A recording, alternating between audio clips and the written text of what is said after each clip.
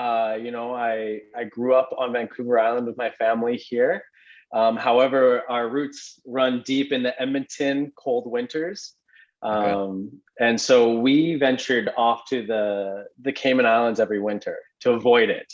And so Oh, that's where my marine biology really sparked, is with my mom, who used to live down there teaching diving. And so she always ventured down there for haven during the cold Edmonton winters. And that's where, I was a beach bum, at 4 really? years old. Yeah. Yeah. And so that's kind of a brief overlook at my professional life in the marine biology sector. But yeah, it's a pretty simple one. Yeah. So what exactly is marine biology? And well, you kind of mentioned it before, but what sparked your interest in pursuing it? Yeah, so marine biology is a huge field of science. It's everything to do with, marine and biology being the study of life.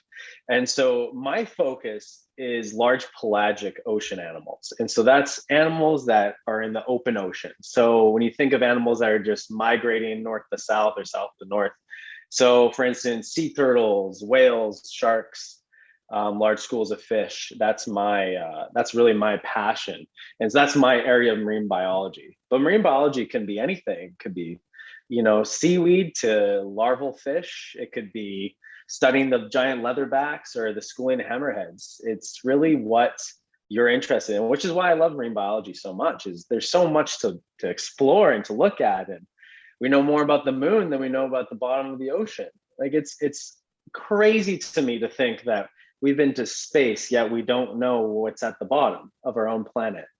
And that's what really sparked me as a kid, is saying there's so much adventure, there's so much unknown. And, Yeah. in a day and age where we all have computers in our pockets, yet there's still very juvenile questions of what is down there. Yeah. And I think that's super interesting.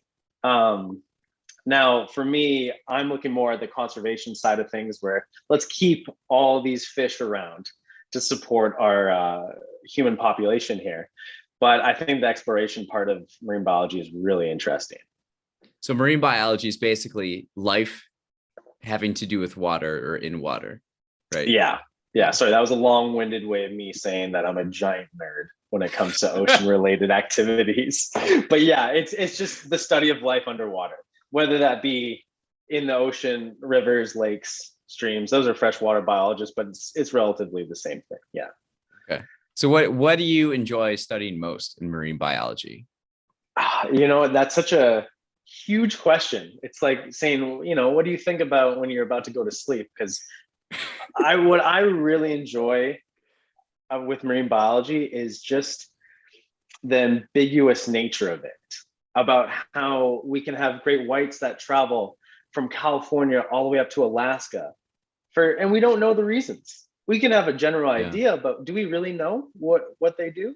We still in 2021 don't know where whale sharks give birth. We have Google Really? Earth, we have GPS locations, we have tags on them. We still don't know the exact position where they give birth. It's 2021, man. I can get anything done anytime. I can get Amazon to deliver a full bed in 2 days to my house. Yeah, we don't know where this whale shark's giving birth. It's, like I said, it's crazy to me. And so that's what really sparks my passion, is this mystery that's out there still. So how many mysteries are actively on your mind when it Oh comes? man, I'm just laying in bed for hours, just thinking about, I wonder about that. I wonder if there's a paper. And then you go down that rabbit hole, kind of like if you're on TikTok or Instagram, but with scientific papers, being like, did they look at that though? Um, I know Yeah, you are it's a nerd. so, yeah, I know, man. I gotta wear it on my sleeve though, right? Well, you're wearing it on Um, your shirt. You're wearing yeah, a short sleeve collared shirt with fish on it, right? Is that what it this is the is? tropical life right here. Yeah, yeah. I'm not Yeah. gonna stand up and show you my slippers, but yeah, this is the life that I'm living currently. I was hoping there was video involved, because I wore this for nothing Yeah. if there wasn't. Right, You right, know, right. It looks like you just have a sitting in my whiteboard office. with in the background with some fish drawn on Yeah, it with don't worry marker. about that. All right, don't. Forgot to erase some stuff earlier. Just daydreaming. Some Uh, active mysteries though in my mind. It's one of the things that we know about baby fish, juvenile larval fish, that kind of sector, is that they die. That 99% of baby fish die. That's what we know about them. Wow. When you're that small, water feels like syrup. And so it's very easy to get caught by any other fish that's a little Wow. bigger than you. And so it's such a mystery that, yeah, a fish like a lionfish can have 40,000 babies. But then you go to the Caribbean where they're invasive and they're all alive. You have so many lionfish. So how did these Really? babies survive this treacherous? What I like to think about is, with sea turtles are a great example. Sea turtles, they lay a bunch of eggs knowing that most of them are going to die. Yeah. Well, imagine that now on a thousandth of scale with fish, knowing that Wow. most of them are going to die. And yet, invasive species find this niche that they be prolific. And so I think that's a super interesting mystery. Like, how can they just know that there's a niche there that they can fill, that they know that So you're they're going to be saying a you're saying these are, you said lionfish? yeah, lionfish. Yeah, in the Caribbean, they're this invasive species of fish. They're a Pacific Ocean fish. But yeah, you But said they're from the Pacific Ocean, but they made their way somehow yeah, to the Caribbean. exactly. Another mystery that we have to ponder late at night at 11 o'clock, Right. I with was the just about to octopus in ask the you. So background. how do you think that happened? Yeah. How do we Isn't that know what interesting happened? though? Yeah. Okay. So it gets to the other side. Yeah. So the reason the thought behind how they got over it was either aquariums were releasing lionfish that they had housed in Miami and Florida area aquariums, or it came in on boats. Just the larval fish came in on the villages and on the boats there.